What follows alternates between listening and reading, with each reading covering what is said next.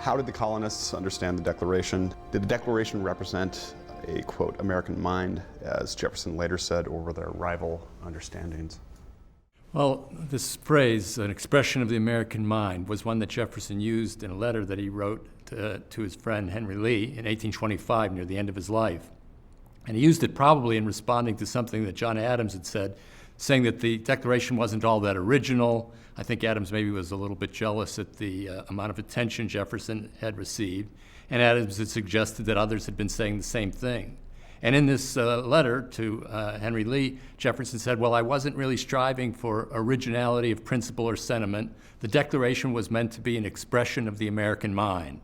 And that's where this famous phrase comes from. So was it an expression of the American mind at the time? There are two schools of thought on this. One is that it was, the other is that it wasn't. The idea that it was an expression of the American mind can be confirmed by looking at the history of the decade before.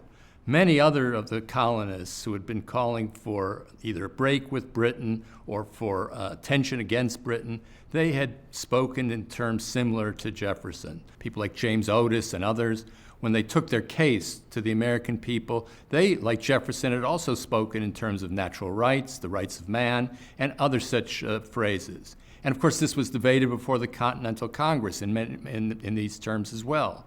So this would suggest that at least among the political class, the ideas that Jefferson expressed in the Declaration were in effect a common mode of parlance at the time. But then there's a view of certain historians who say that the Declaration wasn't very important. One historian has even spoken of the irrelevance of the Declaration of Independence. He was suggesting, this historian, that look, the average American at the time had no knowledge of these ideas, wasn't interested in them, and probably wasn't moved by them as well. Well, there's no way of really deciding this or answering this today. We don't have polls. There's no Rasmussen poll, no Gallup poll from that time. So there's no way of concluding one way or the other who's right on this point. But I would say that it really doesn't matter very much. It's far overestimated whether exactly what the American people were thinking of in 1776. What is important is that in the decades ahead, the ideas of the Declaration quickly became an expression of the American mind, such that by the time you reach the beginning of the 18th and 19th century, the expressions that Jefferson was speaking of in the Declaration were common parlance to almost all Americans. The phrase laws of nature and of nature's God is something of a puzzle. Can you offer some thoughts about what Jefferson had in mind when he posed it this way? Yes, the phrases nature and nature's God, which appear right in the first sentence, which is also the first paragraph of the Declaration of Independence, have been spoken of, and many people have asked, well, what exactly did he mean? Let's recall what the purpose of the Declaration of Independence was.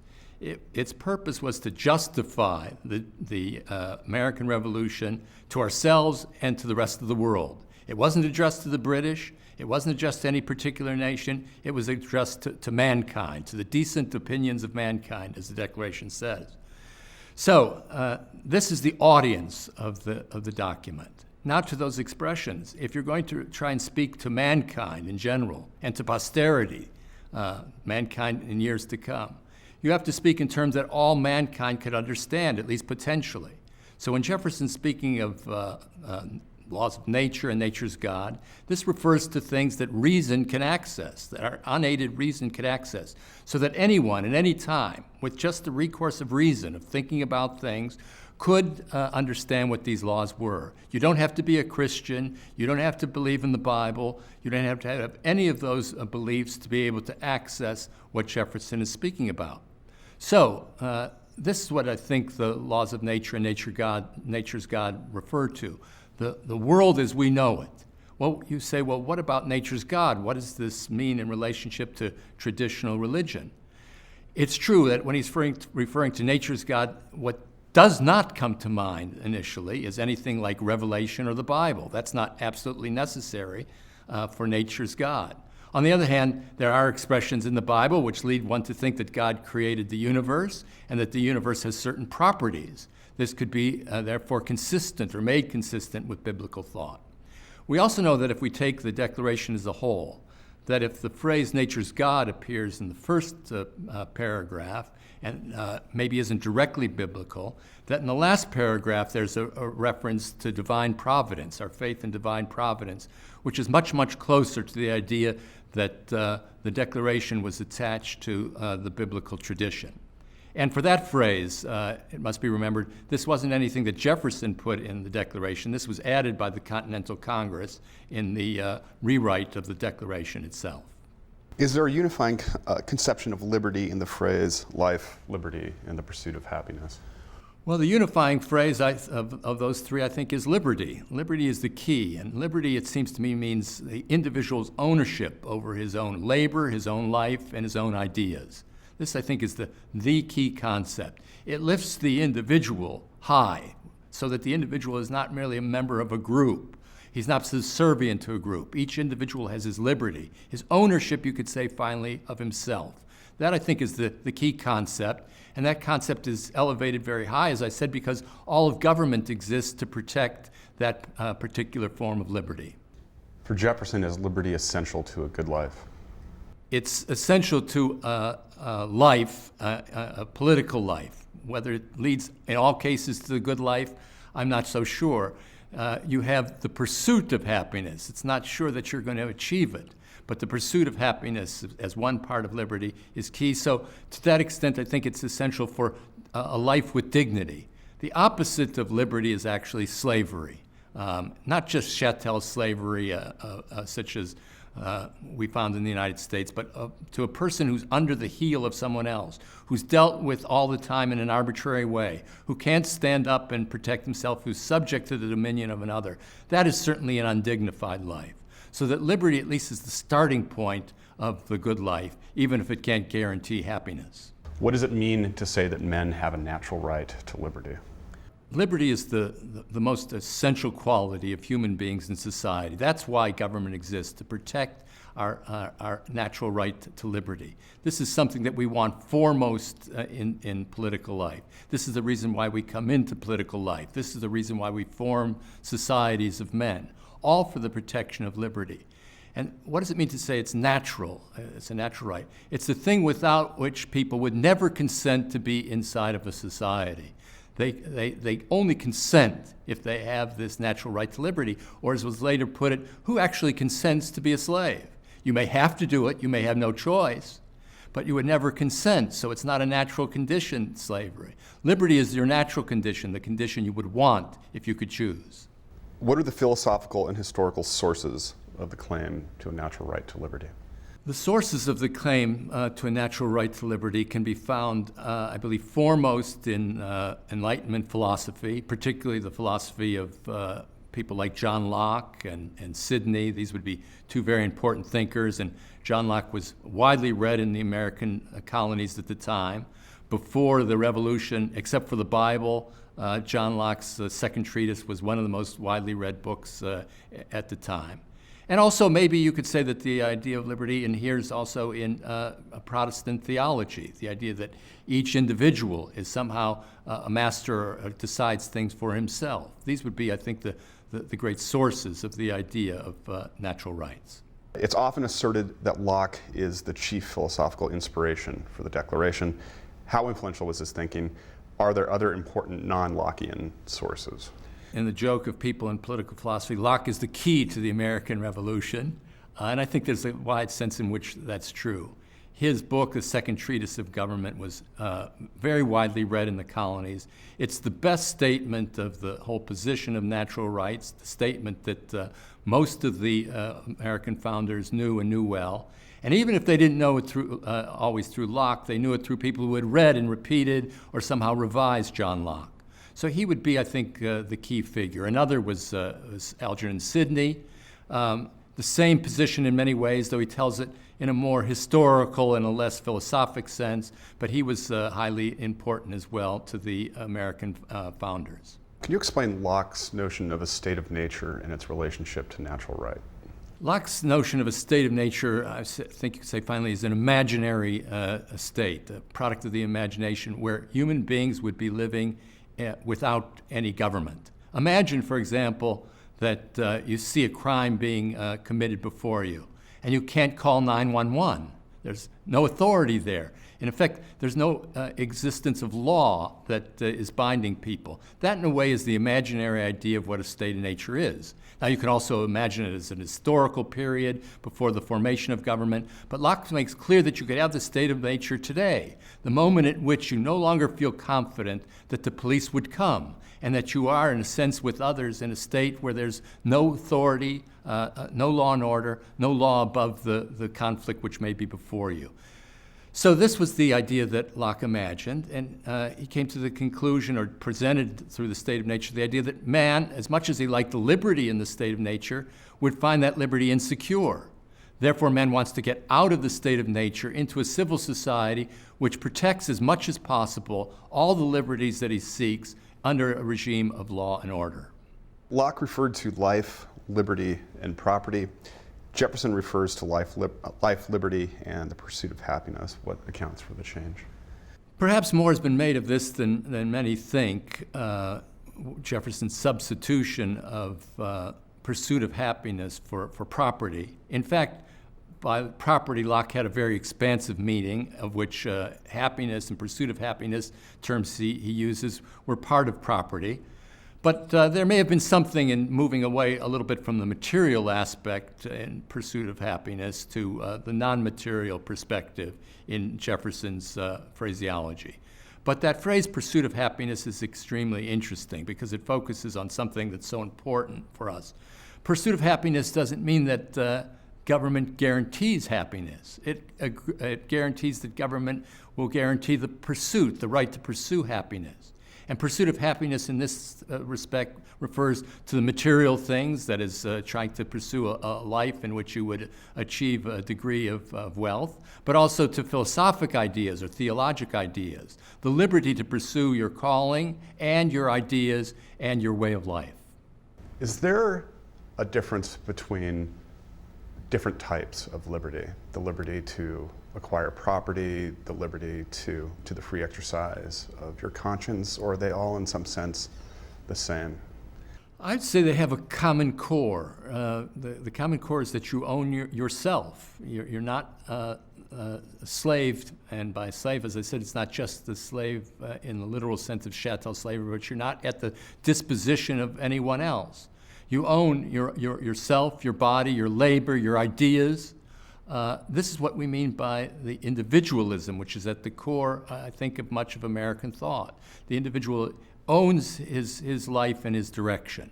And therefore, while there's obvious difference between pursuit of property and pursuit of philosophic knowledge or different religion, they come from the common core, that in a way, you're entitled to this by virtue of being a human being with rights. How important is the concept of property to John Locke? Property is essential in the idea of John Locke. It's one of the fundamental points that he mentions. And by property there, he means physical property, money, acquisition of material goods. But what's important to point out, as Madison says, the right being protected here is the right to acquire property. That is the key, the right to acquire property. What property is in its details is always going to have to be defined by society. For example, we've set up corporations. That's a form of property, but there was no corporations before the law created them. We have all different forms of property that are going to be decided and determined by the legislature. The key idea behind it is that the individual should be in a condition where he can acquire this right to the property, to produce more, to own what he produced, to reap the benefit of his own labor. That, I think, is the key concept that is being suggested. Is the ancient understanding of liberty different from the modern notion of liberty? In one respect, the ancient idea of liberty included not merely the idea to do what you list, do what you want, but also the liberty to be a free person meaning one who's not driven by all sorts of passions, the free person who's one, in a way, who already has some access to the good life. Only one who truly understands the good life and can lead it is, in a sense, free. That's a very elevated notion of freedom, and it survives in some sense even today, not as a legal concept, but we all realize that if you're addicted to anything, you're not a free person in that sense. But the modern idea of freedom is more of a legal idea. The idea that the state is not going to define for you what the ends would be. It allows you to make these choices yourself. And so I suppose within the modern idea of freedom, there's the notion that one could choose poorly, but you still have the freedom to do so. The law protects your right to choose. It doesn't protect the content of the choice. What is the relationship between political liberty to economic liberty? The relationship of political to economic liberty is key. First of all, because economic liberty is an important form of liberty. There's some today who want to define liberty as freedom of religion, freedom of speech, and leave property out, as if economics doesn't count. But I'm sorry, economics does count. It's a fundamental mode of expression of people. Many people prefer to express their lives through what they create in terms of a business, an enterprise, or things that they own. It's a different form of expression. It's every bit as much a form of liberty as modes of thought and modes of belief. People express themselves through what they make, through what they buy, and through what they own. Creating a business enterprise is an act of creation, every bit as much, some would say, as an idea which is created. So it has the same dignity and status in original thought about natural rights as do the intellectual rights. In addition, in a society characterized by private property and private enterprise, this is a way of reducing the power of government and providing a counterweight to government. After all, if there's wealth in private hands, individuals can decide which form of education they want. There can be private education which sponsors or fosters a certain point of view, a religious point of view, a particular a point of view of a certain philosophic school. All these forms of liberty become possible because of the existence of large degrees of private property and concentrations of wealth in the private sector rather than everything owned by government. What sort of a political order does the Declaration point toward? The Declaration doesn't specifically set forth an exact constitution for how society should be governed. And there have been some who argued, and I think you can find expressions in the Declaration which would allow one to argue that a monarchy, a limited monarchy, would be wholly consistent with the Declaration. So a variety of regimes are possible as long as they perform the essential function, which is the protection of individual rights. The protection of rights is the key of government, the source of legitimacy. All that said, the Declaration leans very much in the direction of democracy. First, there's the fact that the Declaration goes after, paragraph after paragraph, goes after the King of England, almost indicating that kingship itself is synonymous or comes close to despotic government. And then there's the phrase consent of the governed. At the very least, the government has to be formed with the consent of everyone. It's not dictated by any source above the people. So if the people create the government, the idea, I think, would imply that over time it would be the people who would recreate the government through election or through democratic choice. So I would say that the Declaration points in the direction of popular government without absolutely requiring it. Is the Declaration the foundation of our political life? The Declaration is the foundation of our political life in the sense that it sets the ends of American society. It's, in a way, your mission statement, the statement of purpose. And in that mission statement, you have the key qualities that I think that have moved American political life. Obviously, first and foremost, liberty. Second, a form of democracy or suggestion of democracy, consent of the governed. That's important. Third, the idea of equality, all men are created equal. And fourth, the ending where the founders, in this case the writers of the Declaration, speak of the importance of sacrificing for the common good. So I think it points in a way to citizenship. Those would be the four ends that are implicit in the Declaration and that I think explicitly ground or found American political life. The colonists often referred not to natural rights, but to their rights and liberties as Englishmen. How does this differ from a natural right to liberty? In the period before the Declaration, that is in the decade from, say, the 1760s up to the Revolutionary War, Americans justified their resistance to Britain on two grounds. This is found in many of the speeches of people like Otis and Dickinson. They would mention natural rights, and then they would mention the rights of Englishmen. And the central argument probably in the early days was that the actions of Parliament were violations of the rights of Englishmen. The things that we had come to expect as Englishmen were not being respected here because of the actions of Parliament. So it was an appeal, in most cases early on, an appeal to the king to say, please, would you respect the rights of Englishmen that we as American colonists have? So both arguments were used, one historic, one natural. But as we moved towards independence and thought about the idea of separating ourselves from England, it was no longer possible as a practical matter to continue to speak of the rights of Englishmen. We would no longer be Englishmen. And as one contemplated revolution and separation, the idea of rights of Englishmen dropped out. The idea of natural rights grew in importance. And if you notice, one thing's conspicuous about the Declaration of Independence. It never mentions the rights of Englishmen, not once. Does the Declaration point to a political order founded on God's law, founded on ethnicity, founded on religion, any of these things? The political order that the Declaration points towards is fidelity to this universal principle of the rights of man. And this is interesting because it means that the people that devote themselves and form a community for this end need not have the characteristics which many associate with nations, at least traditional nations. People don't have to be of the same race. They don't have to be of the same ethnic origin. They don't have to be of the same religion.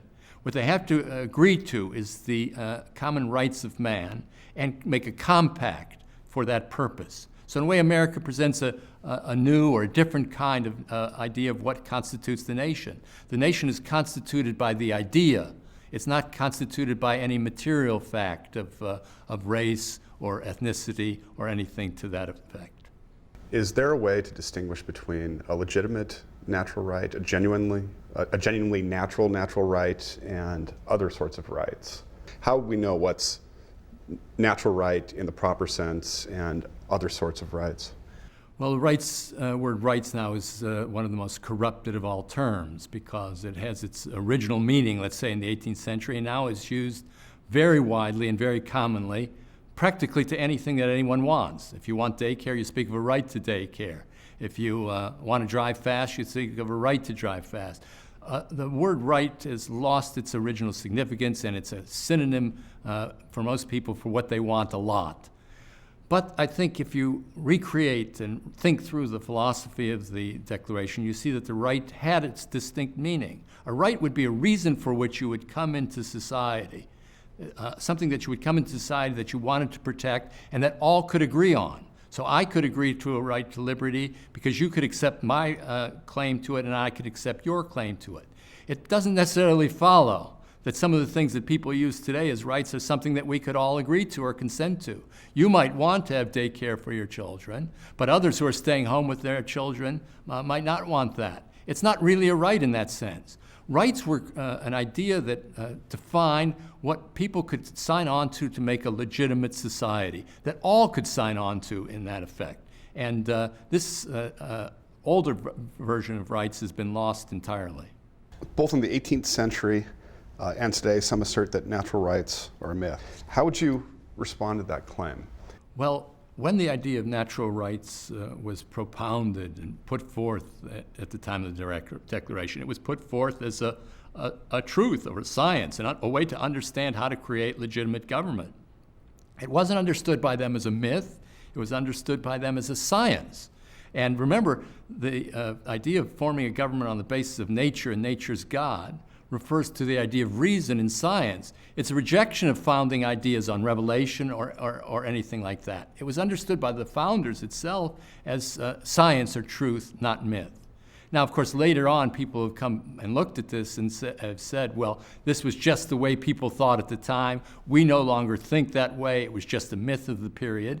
The only way to answer this criticism is to actually reason your way through the arguments for the Declaration and the arguments for natural rights and see if they have a claim to legitimacy. Merely to dismiss them as myth is a cheap trick. There could be ideas that are true. The only way to determine their truth is to examine their validity. And of course, we no longer do this today. Even people who very much idolize the Declaration of Independence very often don't examine the grounds or basis of the arguments for the Declaration. We'll only be able to establish this document and these ideas as truthful if we examine them in a critical sense. When you introduce the Declaration in your classes, what have you found is the most effective teaching strategy, and how do you try to get students excited or interested? When I introduced the Declaration to the students, I tried to take it out of the realm of this was just a nice document written in the 18th century that stated some ideals that many students and many people today believe in. That's fine, but that's not enough. Then it would just be a series of beliefs. The important thing is to try and go back to the Declaration and ask, is it true? Is not something really we believe, but is it true? And what would be the arguments that could justify setting up governments on these grounds? What are the arguments for saying that there's this thing such as a natural right and that people come to society to try and realize and protect those natural rights? Was that just an opinion of people that we can dismiss, or is it something that can be reasoned through as a process and a series of conclusions that can lead to legitimate government?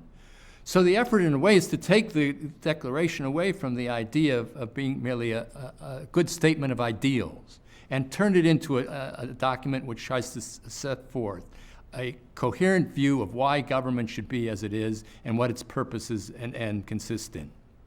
The prevalence of the idea of natural right in American political discourse seems to wax and wane over time. What accounts for this shifting emphasis? Yes, the doctrine or idea of natural rights has waxed and waned over the course of American history for two different kinds of reasons. One is intellectual or philosophic.